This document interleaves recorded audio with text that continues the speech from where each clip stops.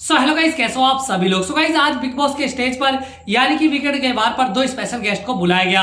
और गाइस मैं ऐसे लोगों को बता दूं कि इन दोनों स्पेशल गेस्ट का ऑडियंस को भी बड़ी बेसब्री से इंतजार था। जैसे मैं बात कर रहा हूं एलिश यादव की और फैजल शेख की यानी कि फैजू की। तो गाइस मैं आपसे लोगों को बता दूं कि ये दोनों ही अपने अपने दोस्त को डिफेंड करने के लिए आए थे। जहां एलविश यादव लवकेश कटारिया को डिफेंड करने के लिए आए थे, तो वही फैजल शेख अदनान को डिफेंड करने के लिए आए थे। अब बात कर लेते कि आखिर किसने अपने फ्रेंड को सबसे अच्छा डिफेंड किया।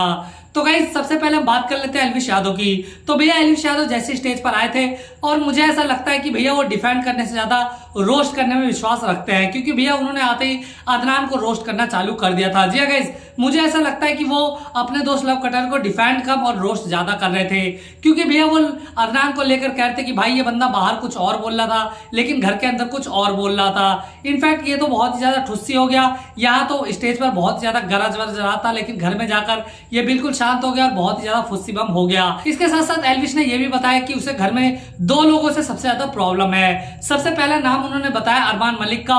वो कह रहे थे कि यार मैं शो में हूं भी नहीं, इसके बाद भी भैया मेरा जिक्र इतना ज्यादा होता है कि मैं क्या ही बताऊं, क्योंकि अरमान मलिक को मेरे से पता नहीं क्या दिक्कत है, क्या है, जो भी उनका मैटर है वो मेरा नाम हर बार लेते रहते हैं। इसके बाद वो कहते हैं कि मेरे दूसरे जो कंटेस्टेंट है जिनसे मुझे सबसे ज्यादा दिक्कत है वो है साई केतन। भाई मैं मानता हूं कि तुम्हारी थोड़ी बॉडी वॉडी है, लेकिन तुम जो मारने के लिए चढ़ रहे थे कटारिया के ऊपर वो बहुत ज्यादा गलत था। और भैया मुझे ऐसा लगता है कि तुम बहुत ज्यादा ओवर एक्टिंग कर रहे हो और तुम जिस हिसाब से चलते ढलते हो वो मुझे बिल्कुल ही नकली लगता है। तो गाइज यहाँ पर मुझे ऐसा लगता है कि एलिश यादव बहुत ज्यादा भरे पड़े थे अंदर से और उन्होंने कटारिया को डिफेंड बहुत ही कम किया, बल्कि लोगों को रोस्ट ज्यादा किया।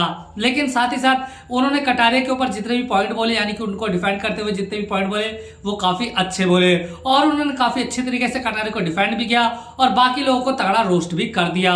इसके बाद दोस्तों हम बात कर लेते हैं फैजू की।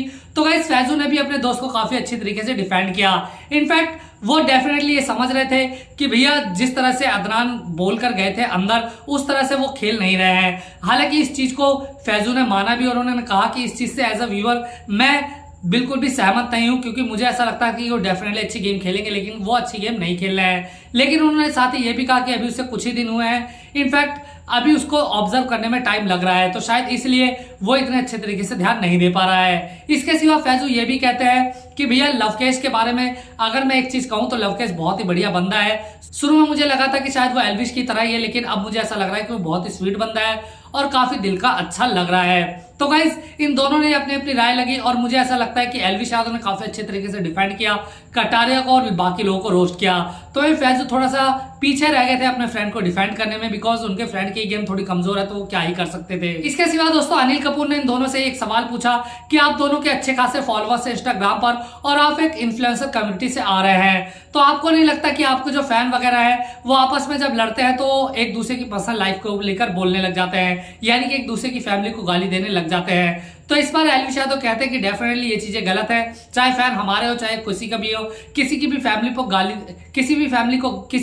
को गाली देना बिल्कुल भी सही बात नहीं है। इसके बाद फैजू कहते हैं कि एज ए इन्फ्लुएंसर हमारे ऊपर डिपेंड करता है कि हम अपने फैंस को किस तरह से मैनिपुलेट करते हैं। अगर हम उन्हें अच्छी चीजें बताएंगे तो डेफिनेटली वो अच्छी चीजें करेंगे।